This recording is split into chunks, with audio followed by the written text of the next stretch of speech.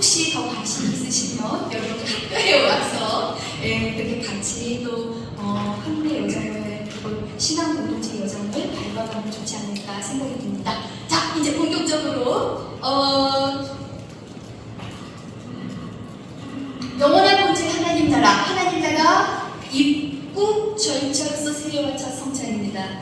그래서 제가 여러분에게 여러분과 함께 나누고 싶은 핵심은 하나님 나라 신학을 제대로 알면, 복음이 뭔지를 제대로 알면 우리나라 한국 개신교회에서 세례와 성찬이 이렇게 엉망진창일 수 없다. 세례와 성찬이 이렇게 홀대받고 있다는 것 자체가 하나님 나라 신학을 알지 못하기 때문이다. 그 말은 곧 복음을 알지 못하기 때문이다. 그럼 우리는 복음을 선포하도록 부름을, 택함을 받아서, 세움을 받아서 파송된 존재들인데, 도대체는 우리는 복음을 안 가르치고 복음을 목표하지 않고, 그러니까 하나님 나라 복음을 목표하지 않고 도대체 뭐를 목표하고 있는 것일까? 라는 질문을 던지게 되는 겁니다. 자, 그래서 제가 여러분과 함께 40분 동안 간단하게 나누고 싶은 내용이 무엇이냐 하면은, 왜 하나님 나라인가? 이건 뭐 학기 내내 하는 내용인데 그냥 간략하게만. 두 번째, 하나님 나라에 대해서 하나님 나라 신학을 알려면은 하나님 나라와 이스라엘, 그리고 하나님 나라와 교회, 그리고 이스라엘과 교회의 관계를 알아야 합니다. 그래서 이것도 간략하게. 자, 세 번째, 하나님 나라를 알면 세례와 성찬은 말씀과 더불어서 우리 목회의 중심에 있어야 되고, 이렇게 천시받아서는 안 된다. 자, 그 다음에 네 번째, 제가 그 대표적인 예를 자세히, 우리가 항상 초기교회로 돌아가야 된다, 초기교회로 돌아가야 된다, 이런 말을 굉장히 많이 하지 않습니까? 자, 거기에서도 4세기는 우리가 초기교회의 그 문헌, 이런 면에 있어서 황금기라고 하는 시기입니다. 그리고 이 세례와 성찬에 대한 풀이, 이런 신학에 있어서도 황금기, 전례 예식에 있어서도 황금기였던 시기예요. 그래서 4세기에 우리가 초점을 맞춰야만 합니다. 여러분 4세기에 관심을 두셔야만 해요. 거기에서 굉장히 중요한 게 뭐냐면은, 세례를 받고 첫 성찬에 참여한 다음에 행한 그 신비, 미스테리온, 사크라만톤, 이거의 의미가 무엇인지 그 신비를 풀어준 그게 미스타고지라는 겁니다. 그래서 그 미스타고지의 내용을 제가 그때 4세기에 미스타고지의 대가가 4분이 계셔요. 4분 중에서 예루살렘의 키릴로스 한 분만 제가 예로 가지고 왔습니다. 자, 그래서 세례가 어떻게 하나님 나라 입국 절차였는지 그거를 다시 한번 여기서 여러분을 나누고자 하고, 그 다음에 저는 이제 교육을 하는 사람으로서 교육적 가치가 무엇인가, 우리가 세례 교육을 이런 식으로 하면은 정말 안 된다. 그래서 다 같이 회개하는 마음으로, 여러분들 물론 다 잘하고 계신 여러분들은 예외라고 저는 믿습니다. 자, 그래서 그걸 한번 나눠보도록 하겠습니다. 자, 왜 하나님 나라인가? 우리가 그리스도의 가르침과 신앙생활의 척도를 뭐라고 합니까? 당연히 그렇죠, 성경이죠. 성경의 핵심은 무엇입니까? 당연히 예수 그리스도이죠. 그러니까 예수 그리스도 때문에 유대교에서 그리스도교가 나온 거지 않습니까? 그리고 예수 그리스도가 핵심이기 때문에 우리가 이거를 크리스티아니티, 크리스천스, 크라이스트에 따라서 그게 다 명칭이 나오고 나뉩니다. 그렇죠? 성령의 핵심은 예수 그리스도예요. 예수 그리스도의 존재와 사역의 핵심은 무엇입니까? 제가 조금 전에 뭐라고 말씀드렸습니까? 하나님 나라죠. 하나님 나라예요. 이걸 머릿속에 담으셔야 돼요. 그냥 온몸으로 이게 자연스럽게 입 밖으로 나올 수 있도록. 자, 그래서 예수 그리스도의 존재와 사역의 핵심을 보면은 바실레이아 토세오입니다. 그렇죠? 이 바실레이아라는 언어를 갖다가 우리가 번역할 때 나라라고 번역을 했는데, 사실은 그 나라를 생각하면 자꾸 물리적인 공간과 이런 것들과 영상에서 생각을 하기 때문에 나라라는 표현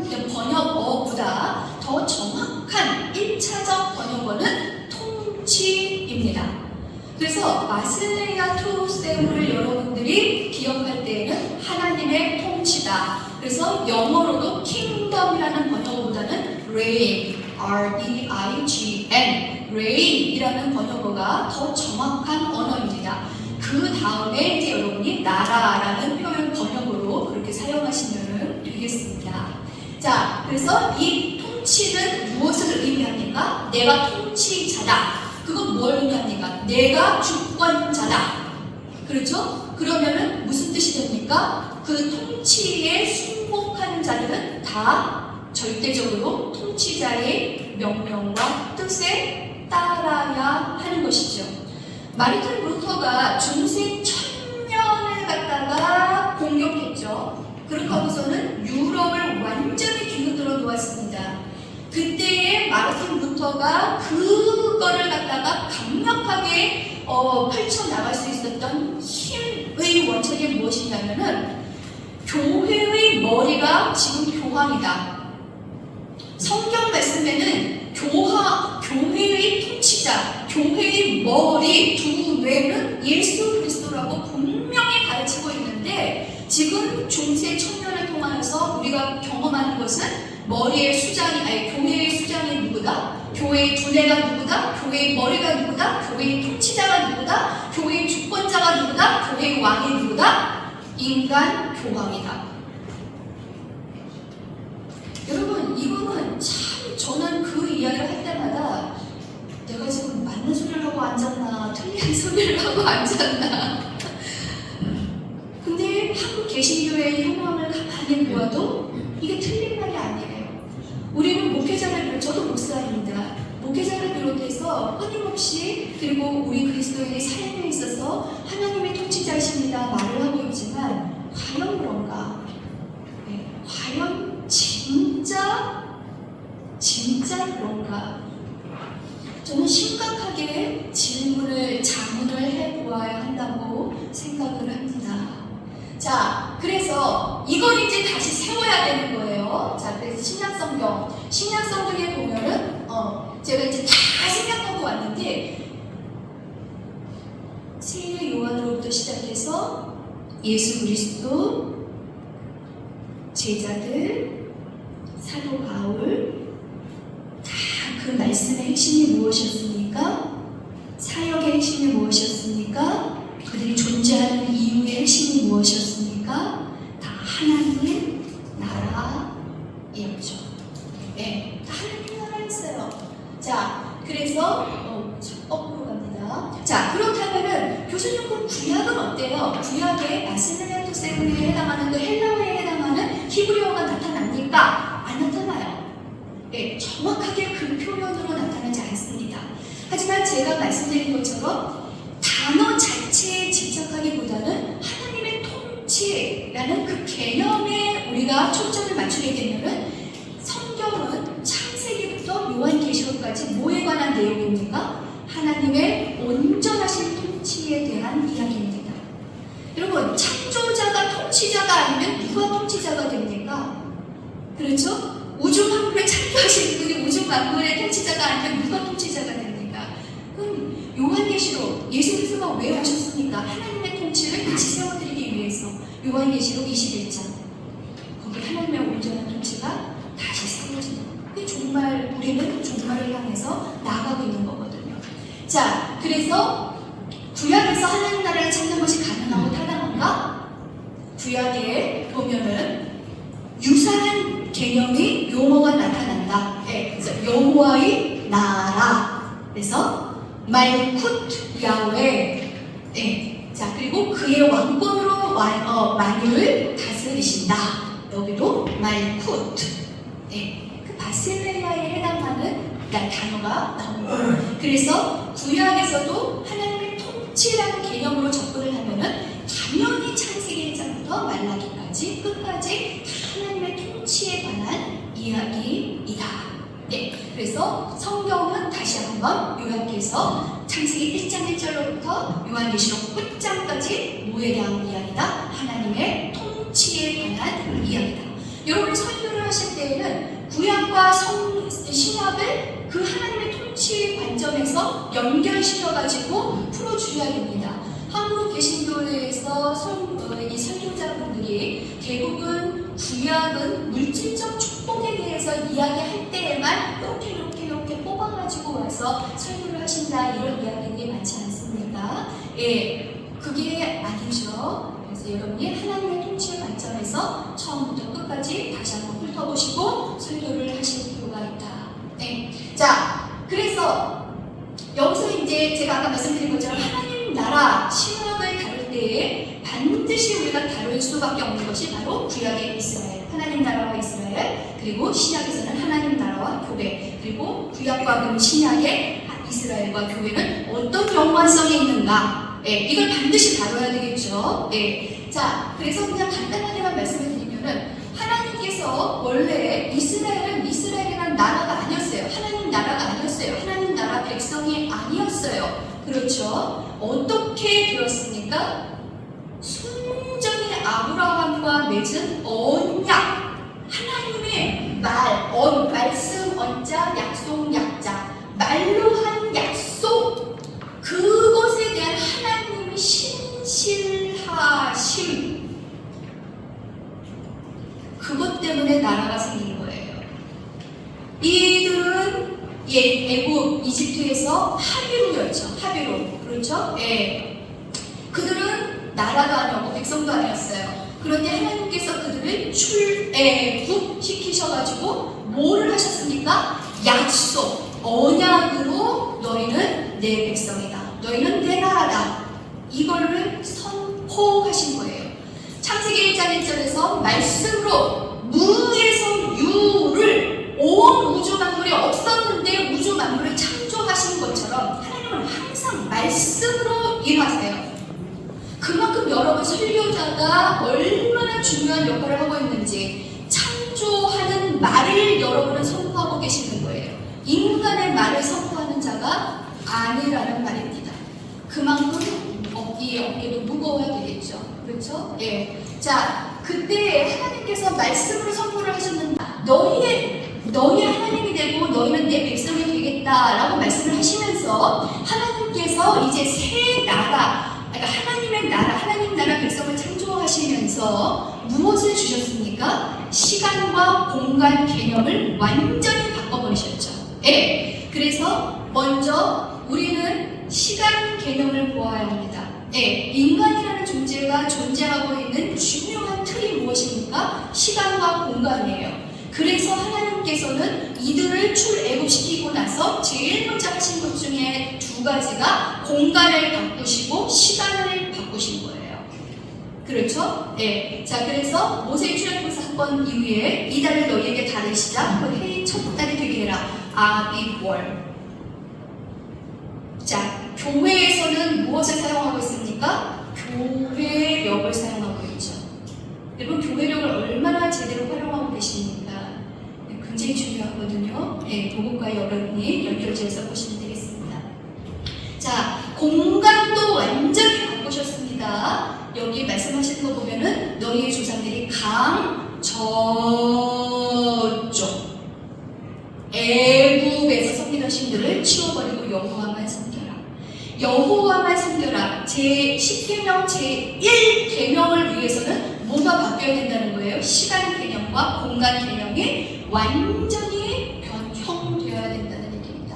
트랜스포메이션. 네.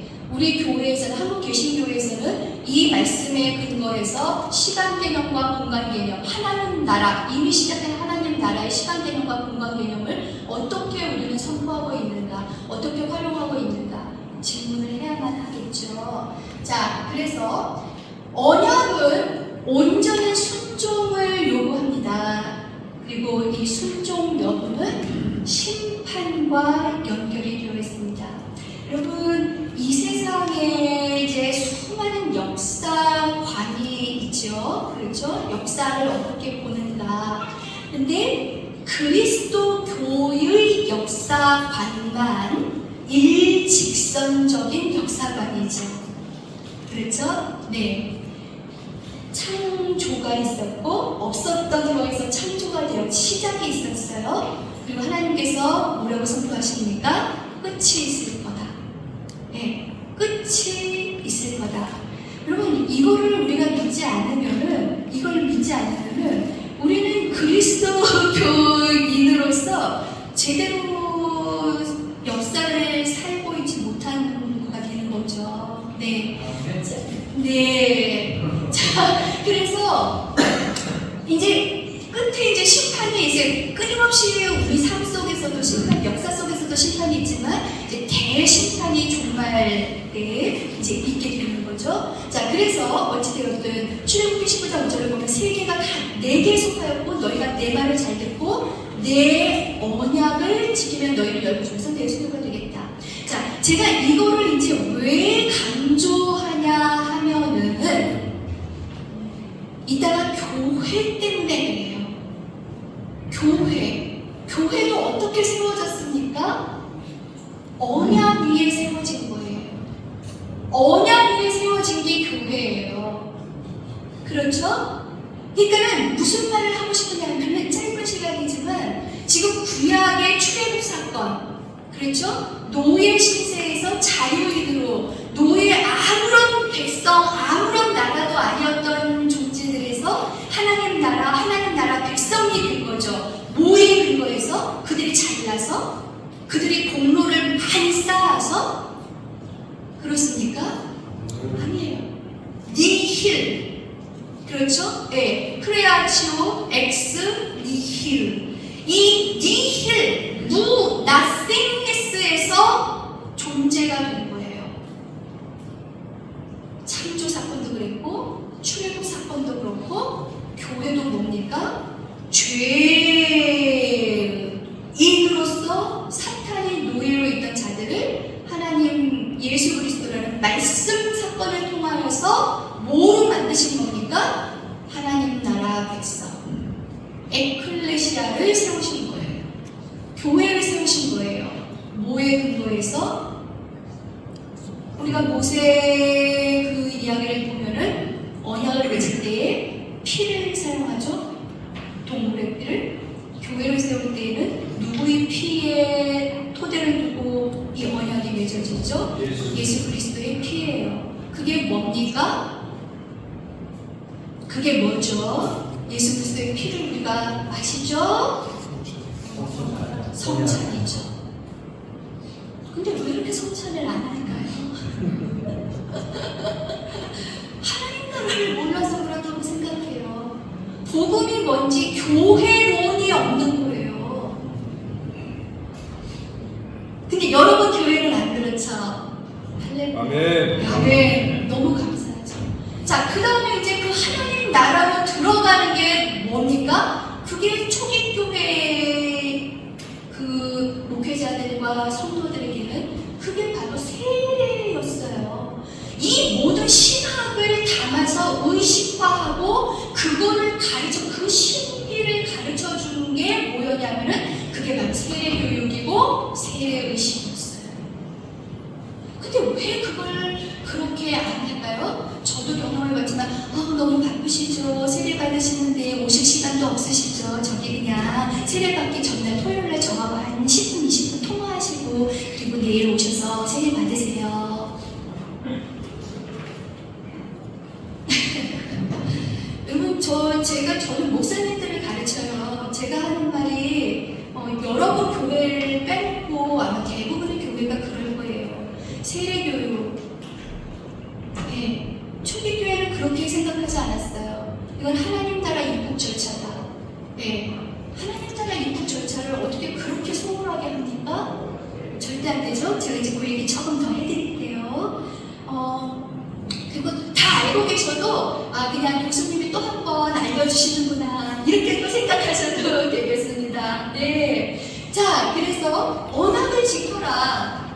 그거를 우리가 머릿속에 계속 간직하고 있어요. 우리가 교회가 어떻게 탄생했나? 교회의 정체성이 무엇인가? 왜 탄생시켰나? 탄생하게 했을 때에는 항상 성경을 처음부터 끝까지 보면은 부르실 때에는 다 말씀하시죠. 너가 태어나기 전부터 내가 뜻이 있었다.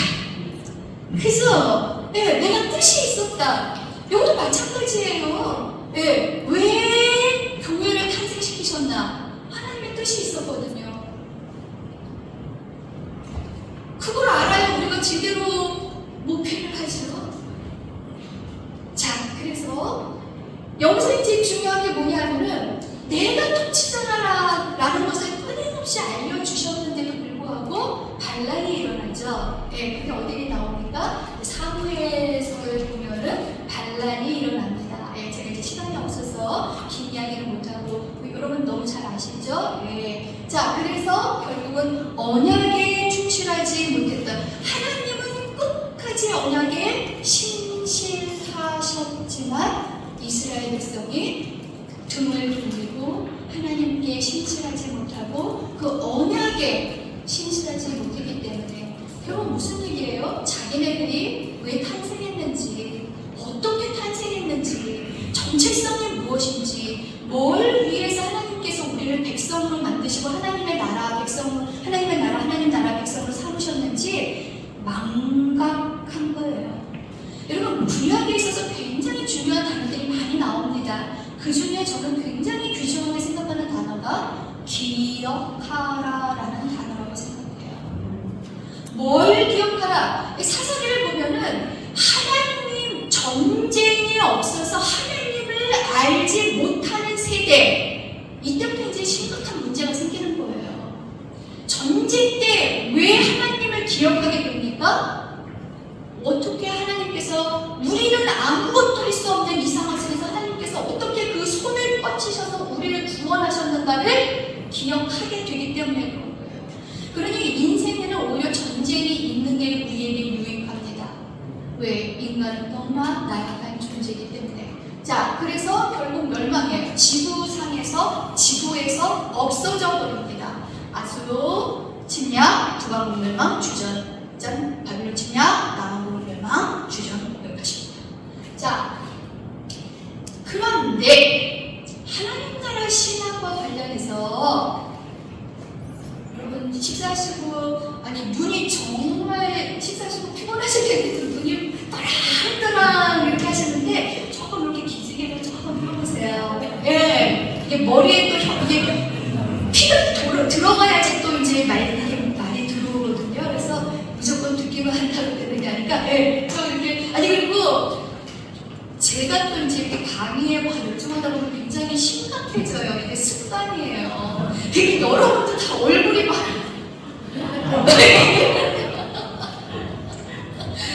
너무 힘들고. 네.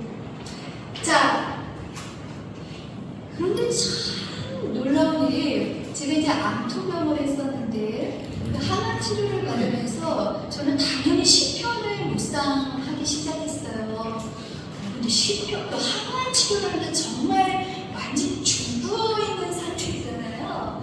근데 그때 시편을 읽으니까 시편이 되게 무서운 시편이 되게 무서운 책이더라고요. 그걸 제가 건강할 때는 못 느꼈는데 너무 죽을 것 같이 아프니까는 이게 굉장히 쌀벌하고 내용이 들어가 있구나. 그래서 이제 제가 읽기 시작한 게 이사야서입니다. 특히 이 소위 말하는 제2 이사야, 제3 이사야서를 가면서 그 소망의 말씀이 얼마나 아름다운지 제가 정말 많이 치유를 받았어요. 네. 자, 무슨 말이냐? 이렇게 어려운 나라가 이제 없어져가는 그야말로 그런 시대인데 하나님께서 선지자들을 통해서 무슨 말씀을 선포했습니까? 여러분, 이게 하나님 나라를 이해할 때 현재적 하나님 나라, 그게 뭐예요? 이스라엘 나라를 갖다가 하나님 나라와 지금 동일시하고 있었던 거예요. 그렇게 자기네들이 착각하고 있었던 거죠, 그죠? 잘못된 섭리의식. 그래서 그때는 현재적 하나님 나라예요. 근데 지금 지구에서 없어지고 있죠. 예. 그러니까 현재적 하나님 나라가 지속될 수 있어요, 없어요? 없죠. 그렇다고 해서 이스라엘이 이 땅에서 없어진다고 해서 하나님 나라도 없어지게 되나요? 절대 아니죠. 오히려 하나님 나라가 더 순수한 형태로 남게 되겠죠. 이스라엘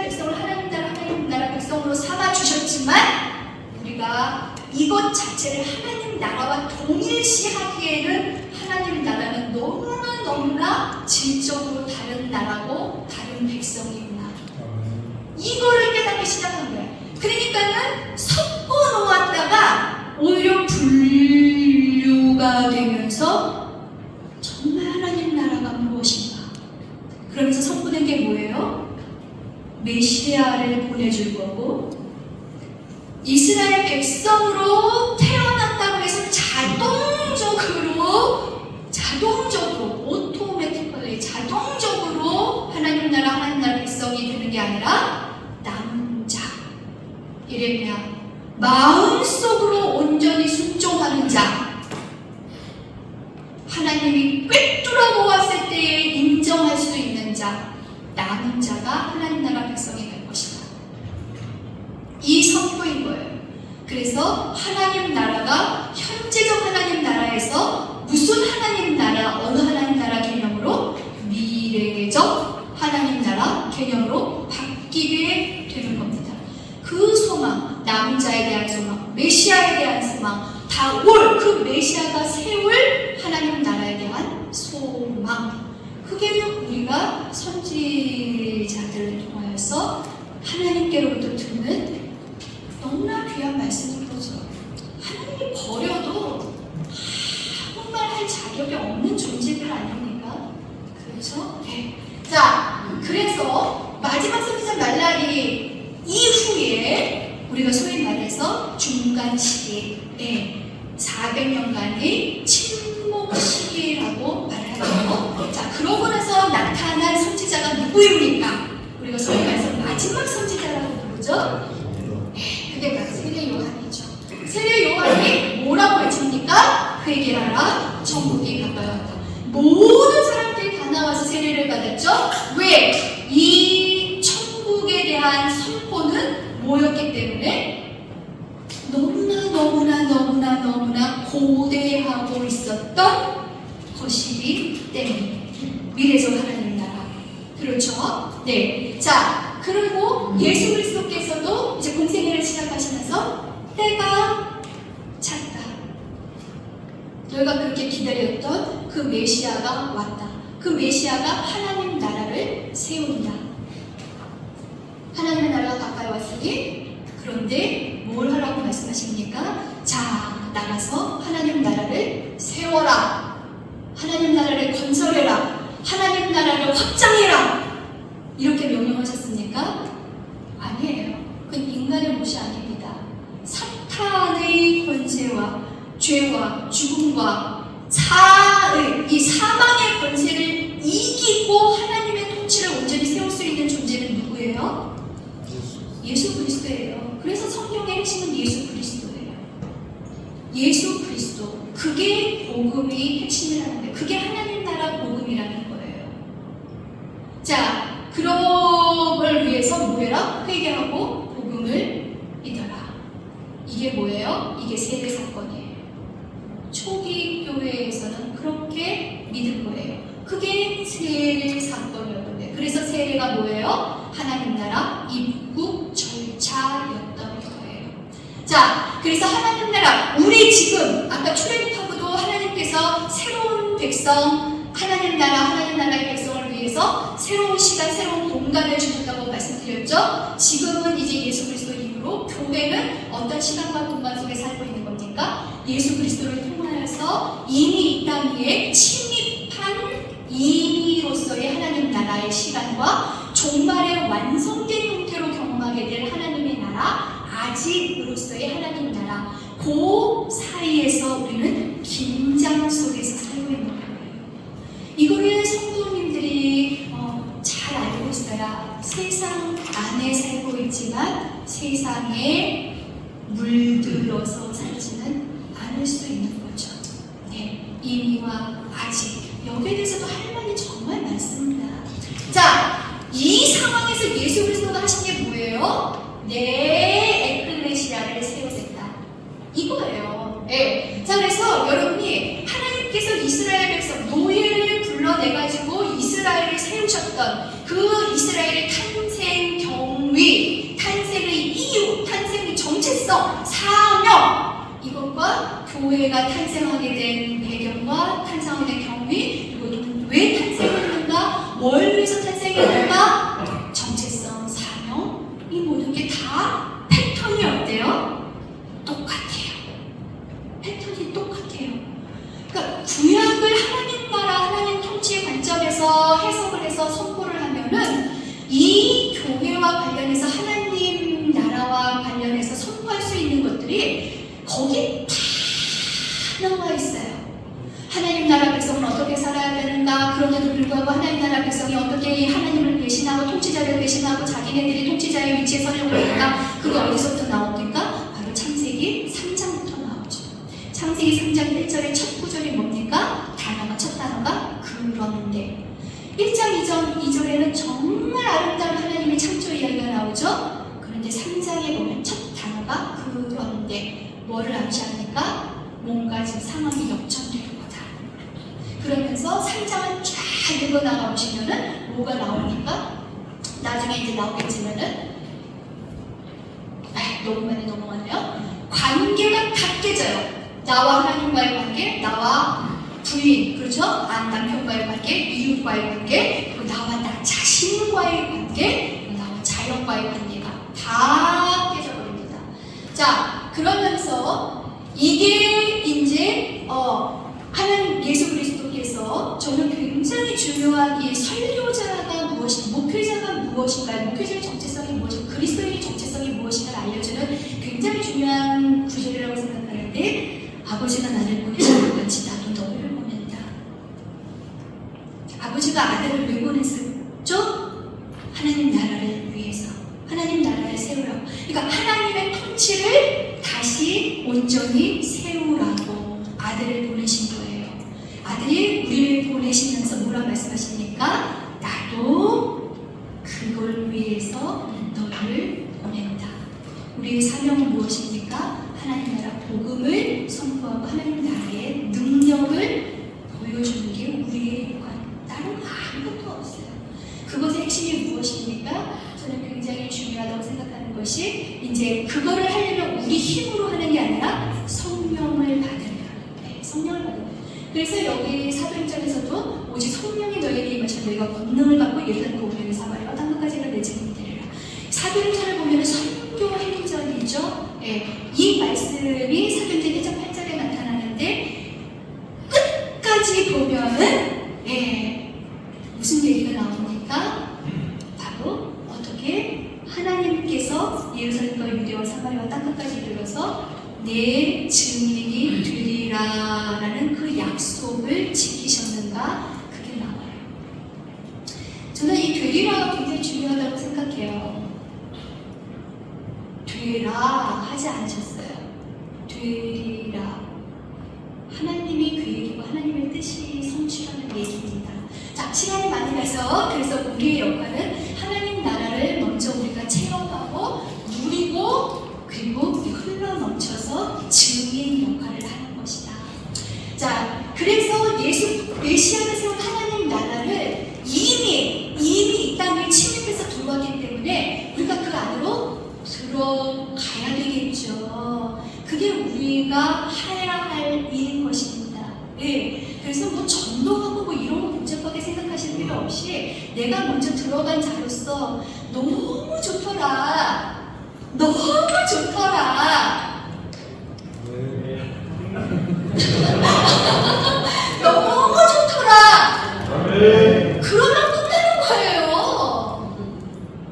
체험을 못했기 때문에 자꾸 말로 설명하는 거 아닙니까? 그리고 우리 다음 세대 다 없어져요. 왜 그럽니까? 통계적으로 보면은 위선자, 우리 부모 위선자,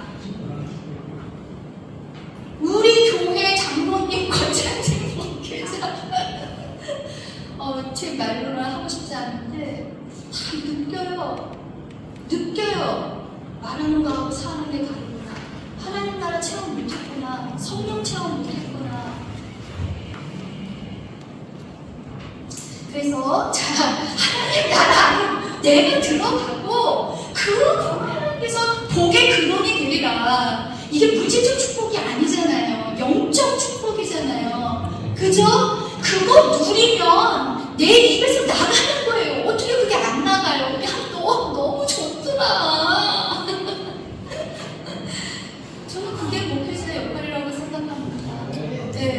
이 다음 세대 30대 40대 부모들이 다음 세대 자녀들 가르치는 도대체 무슨 말을 해야 될지 모르겠어서 가정 예배를 못 드리겠다. 여러분 이게 말이 돼? 이거는 무슨 얘기냐 하면은 자기가 흘러나올 얘기가 없던 체험한 게 없다는 얘기예요. 그렇지 않습니까? 뭘 배워가지고 1+1은 2다 이게 아닌 거죠. 자 1분 남았어요. 하나님 나라와 세례의 성장.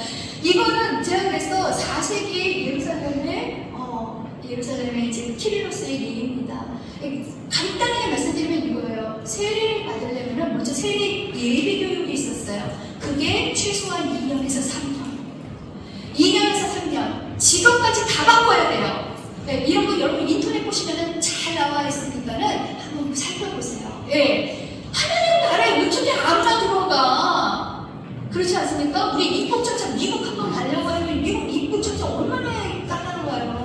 자, 그래서 저는 굉장히 중요한 또 다른 구절이 바로 하나님 나라에 어떻게 들어가느냐? 예수님이 말씀하셨잖아요. 물과 성령으로 거듭나야 들어간다.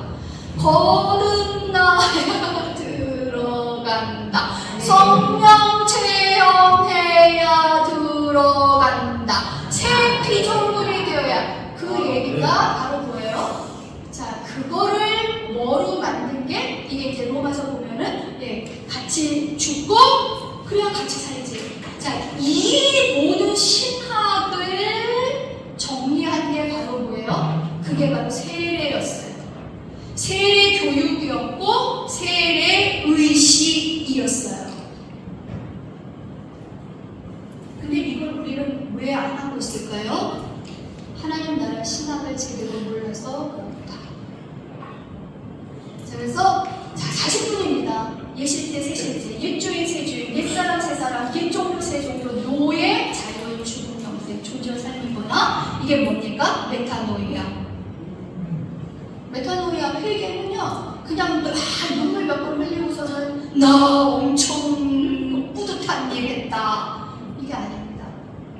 사탄의 통치 아래에 있다가 하나님의 통치로 완전 180도 방향 전환해서 가는 게 그게 바로 메타노이아의 의미입니다. 그러면 하나님의 머리가 돼야죠.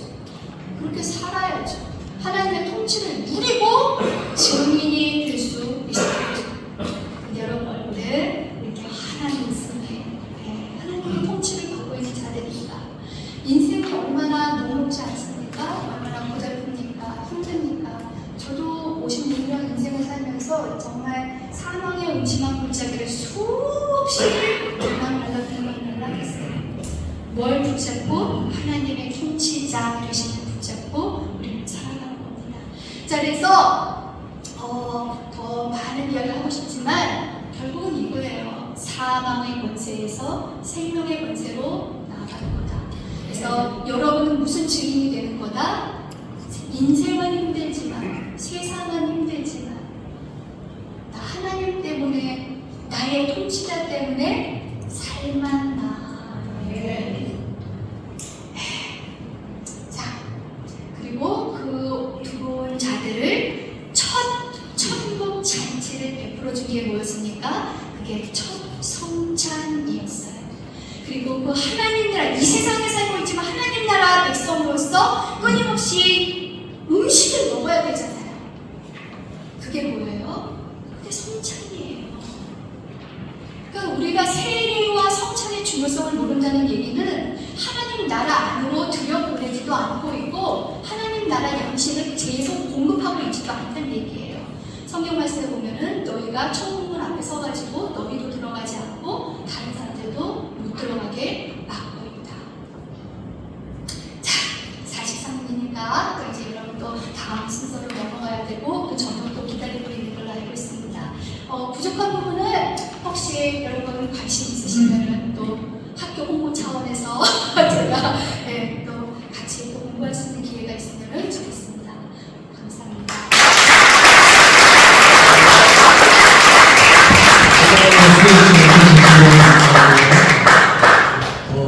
사실 더 많이 듣고 싶고 더 자세히 듣고 싶은데 이 내용들은 인터넷 초동물에서 영상